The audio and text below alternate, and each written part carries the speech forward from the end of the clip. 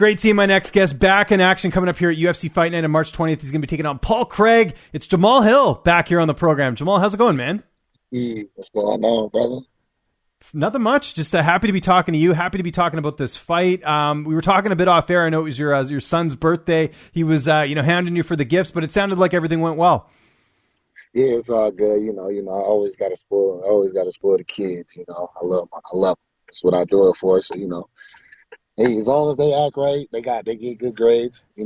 So they get what they want. Yeah, it's good incentive. Love hearing that. I'm sure you're happy to get this, get a fight. I know you wanted to, keep that momentum going from the last fight, but I know last time we talked, you had mentioned, potentially fighting a guy like Ryan Spann. It looks like they rebooked that fight with Misha Cirkunov. Were you a little bummed out by that, or are you just happy to get a fight? Nah, it is what it is. I'm happy. I'm happy to get in there and showcase my skills and show what I can do. Period. So it don't matter. I'm here. Like I said, I'm here for everybody. Yeah, it's just his turn. It's just his turn ain't came yet, so it's this man's turn. Yeah, you kind of said it well in the last interview. You're like, look, I'm gonna have to fight these guys anyways. It's either now or later. Doesn't make a difference. So you just got to keep active, right? So totally. I'm here to rule.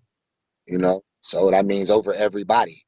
So if your time comes sooner rather than later, it is what it is. Yeah, and obviously Craig, great jiu-jitsu. He's sort of known for that. He's had a pretty good UFC career as well. How do you look at this fight? Is it a typical striker versus grappler? Like, how do you look at this on paper? No, I don't ever look at it as just a typical striker because I'm not a typical striker or any of that. My striking is next level from anybody's. The way I incorporate my ground game is legit. It's not next level to nobody's. I don't feel like, people like to say, "Oh, jujitsu changes when you get punched in the fucking face." You know what I'm saying? It changes, and I'm one of the most. People don't really realize because I joke. I'm cool. I like to smile and stuff, but I'm one of the most vicious motherfuckers you'll ever meet. You know what I'm saying? Yeah. Ever. And what you think? You think that changes because we on the ground? Absolutely not. If anything, it's worse.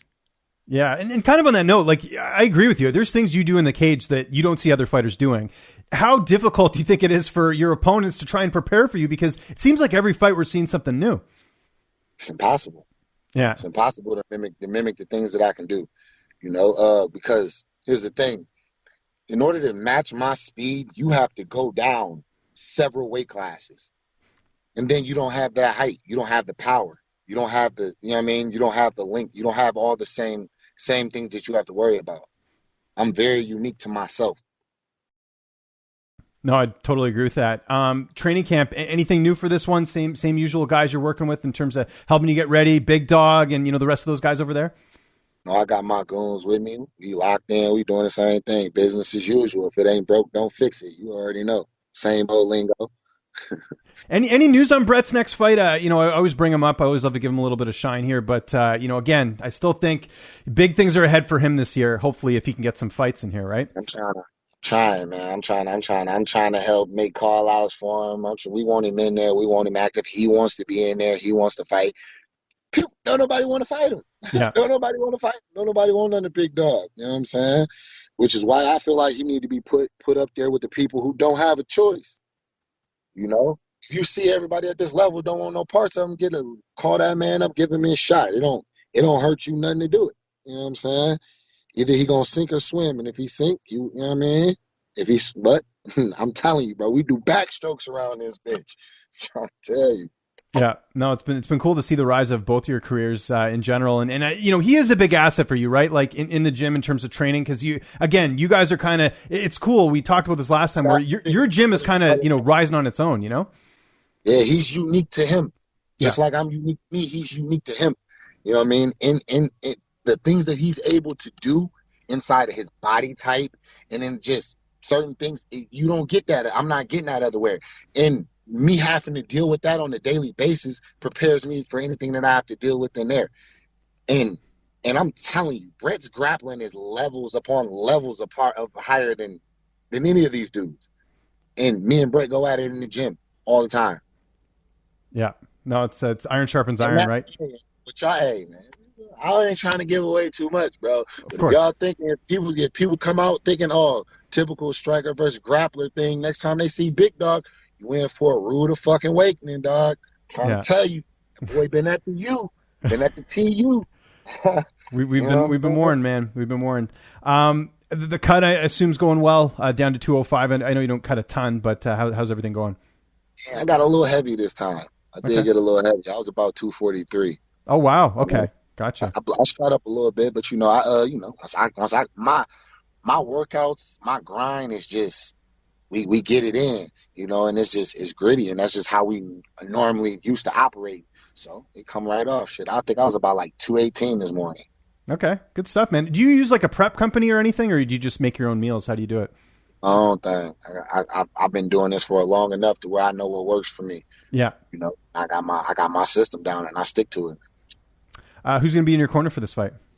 Same old. If it ain't broken, don't fix it, right? Sam. Yeah, exactly. Yeah, 11 years of dominance.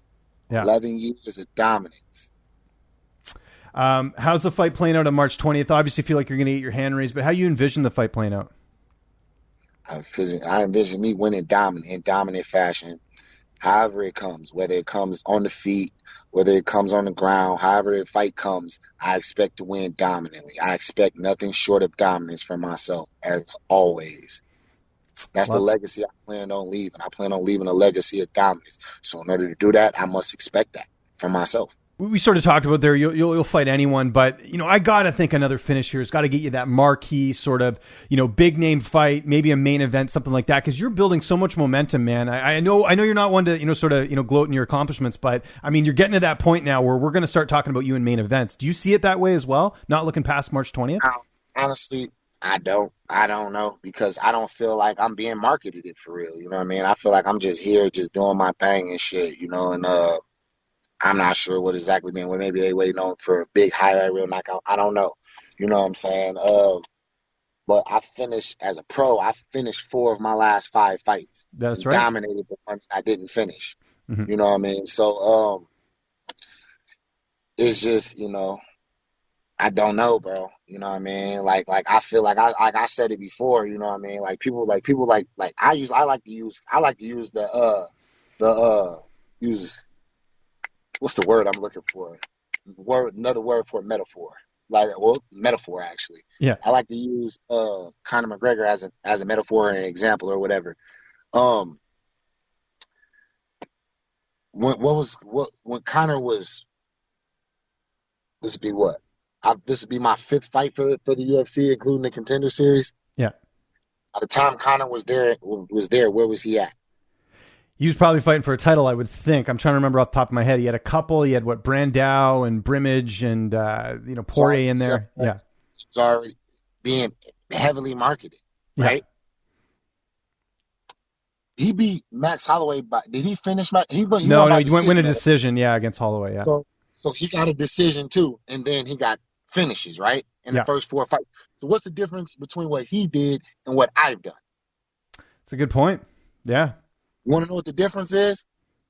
Let's hear it. Before he ever threw a punch in the UFC, before they even watched him fight, Dana White flew him out and talked to him and made a marketing plan with him, essentially. Mm-hmm. Like he said, I called the Fertitta brothers leaving that fight saying if this kid can even punch half as good as he's going to be a star. You get what I'm saying? No, I do. I do wonder as well, though. And I agree with you. I think also the fact he's from Ireland and they never really had anyone from there too. That was kind of something they were looking at. No. I'm not going to ignore that fact. For sure. The hugest thing was he was from a country where they didn't really have anybody back, and he gave a whole nation of 6 million people somebody to back. Yeah. And that's a whole new market, brought a whole new marketing. So yeah, he did have that going for him as well. Yeah, but I think a good example too is Chimaev, right? Like I know he's not fighting on the 13th anymore, but he didn't have a win. He has had 3 UFC fights. He's getting the number 3 guy. He doesn't even have a ranked win. I think that, if anything, kind of shows the difference. And he hasn't beat. And was the dude that he beat? Maybe the last dude he beat was ranked. The dude he caught with the punch. Mercer wasn't even ranked. No, he wasn't ranked. You see what I'm saying? But they blowing this dude up. Oh, he's the next thing. He's amazing. I've never seen anything like him. But the dude that he made his debut against, that they were so impressed with, like, oh, dude's only landed 1 strike and he's just dominated him. You see the other dude, the little smaller Asian guy, did the same thing to him. Did the same thing to him. And his transitions were not great. His shots were not great. All he did was just got on top of him and just sat him. Dude was fucking terrible on the ground. But y'all used that to blow this dude up into superstardom. And he's only had 3 fights. Of course he could fight 3 times in that short amount of time. He took no damage. Y'all put him up against somebody who he just laid on and just beat the fuck out of. You know what I mean? No, totally agree. And it's kind of like your buddy Chaos Williams, same thing. I mean, prior to the last fight, he had a couple nice knockout wins, similar fashion, right? How come he's not getting the same treatment? And there is a lot of, I agree with that. There's a lot of like, you know, they're not pushing the right guys. I mean, I will say they showed Chaos love. You know what I mean? But they didn't show him no Hamza Chimaev love. That's true. Yeah, exactly. Yeah. Like, he knocked motherfuckers out cold. His first 2 fights lasted less than a minute. Knocking people out cold. Not just know anybody's. Alex Moreno had been in the UFC. He'd been in the UFC for a while. They talking about him like, oh, he can be a contender. Come in. Good night. Or the other dude, 11-10 first round knockout. Monster. Somebody who they would definitely blow up and publicize. Yeah. Out of there.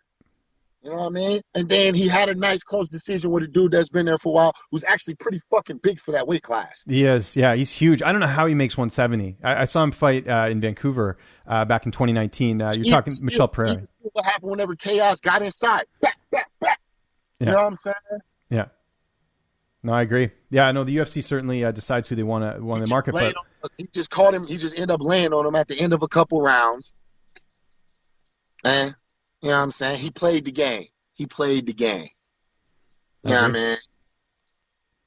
But I do see you're getting some love, if not from the UFC. I saw Leonard Fournette follows you on Instagram. That's pretty cool. I do get some love from you know what I mean, from the fans, from other sports figures, from a lot of music artists. They show me love, but like it'd be nice to know that the people that I'm working for is your like, employer. Yeah, they should be pushing you. Yeah, see what my worth really is. Because in my eyes, you know what I mean, it may be so, and obviously I'm biased. You know what I'm saying? But in my eyes, I've shown true superstar traits. I think I have. You know, I'm marketable. I give sound bites every time I'm on the mic.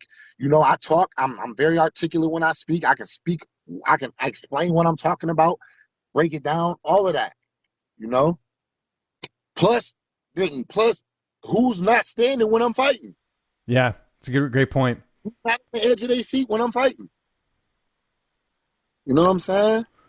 I'm with you, man. I think there's, honestly though, I do hear the chatter. I mean, at least from the fans, from who I talk to or whatever, you're on people's radar, man. And I think it's just a matter of time if you keep, getting the wins. But I agree. It would be nice to see the promotion give you that, fight night, co-main event spot or something a little bit more showcasing, Hell yeah. All right. So, and this is why I say this. I mean, and I'm really not bitching. No, I know. I totally get where you're coming from. Explaining what I noticed. All right. Before I was going to fight OSP. You see how people regard OSP. He fought John Jones and went to a 5-round split decision, all of that with him. Leading up into that fight, did not one post contain Jamahal Hill. Not one. One did. The face-off. That was the only post I was in. When me and OSP faced off. They had the bonus video for him. OSP. They made at least about 4 or 5 videos promoting OSP leading up into that fight. Me, none. Even on the prospects to watch. They do every week. They do like the prospects to watch off of Dana. They did one of those videos leading up into my fight. I was not on that video. I didn't even notice that. That's crazy.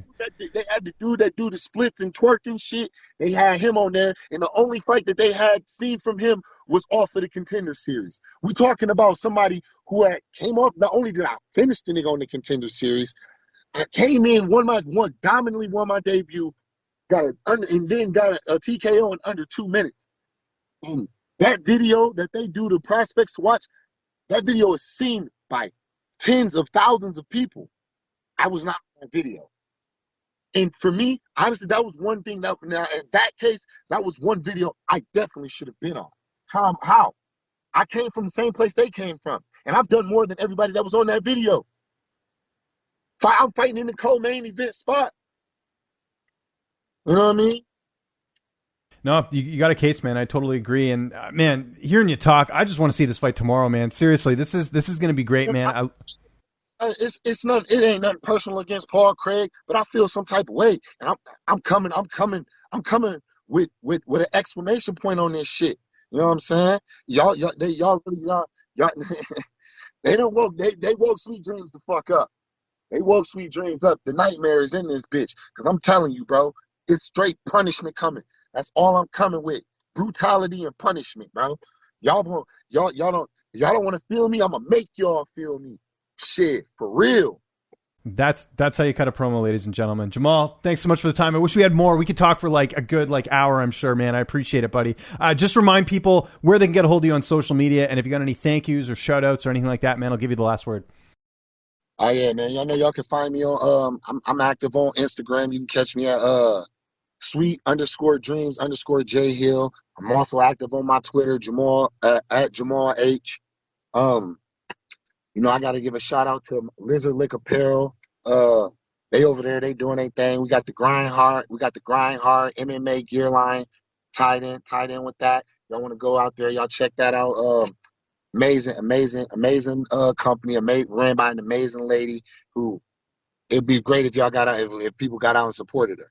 I also want to give a shout out to Next Day Construction, my dog RC over there doing his thing. You need a roof, they the truth. And my team, Black Lion, Big Dog, Chad Pomeroy, Johnny Grigware, Justin Andrews, Jesse Shefton, Coiler Gracie, all of these, all my guys at the gym. You know what I mean? All of them. My young dogs too, Jace. We got the new boy Chewy. He gonna be a monster. We got whew, I can go on and on. My family. A lot of people have contributed to me being here. And y'all about to feel me. Y'all about to feel me.